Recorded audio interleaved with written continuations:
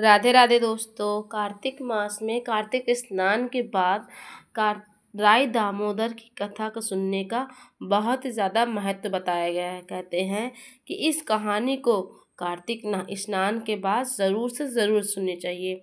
तो चलिए सुनाते हैं राई दामोदर की कथा। एक समय की बात है, एक छोटी सी लड़की थी जो कार्तिक स्नान किया करती थी। कार्तिक का महीना पूरा हुआ तब सब कहने लगे कि गंगा जाएगी या यमुना जाएगी या हरिद्वार होकर आए। एक स्त्री बोली, मैं तो राई दामोदर भगवान को जिमाऊंगी। तब सब पूछने लगे कि वो कैसे होते हैं।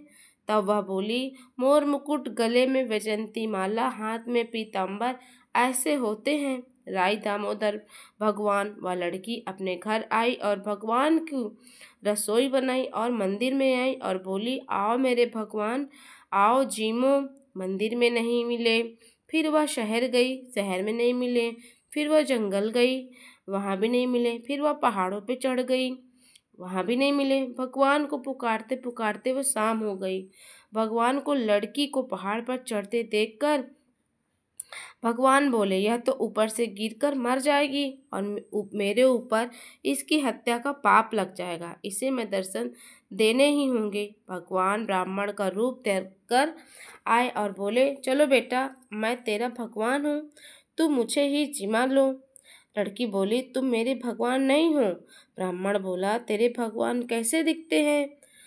तो उसने कहा, मेरे भगवान मोर मुकुट वाले, गले में वैजयंती माला पहने हुए और हाथ में पीताम्बर लिए हुए हैं।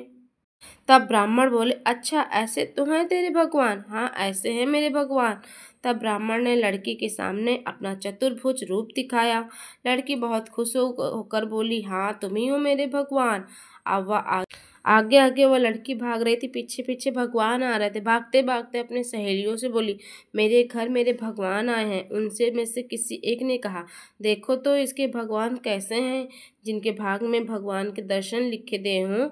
तो बोलो श्री हरि विष्णु की जय, बोलो राई दामोदर की जय। जैसे है राई दामोदर, जैसे आपने उस लड़की को दर्शन दिया, ठीक उसी प्रकार सभी को अपना दर्शन देना। और ये जो कहानी सुने और जो हुंकारा भरे, उन सभी को भगवान उनकी सारी मनोकामनाओं को पूर्ण करना और उनके सारे दुखों को दूर कर देना। तो ये थी कार्तिक मास की राई दामोदर की एक छोटी सी कहानी। ये कहानी कैसी लगी ज़रूर कमेंट में बताइए। अच्छी हो तो लाइक करें।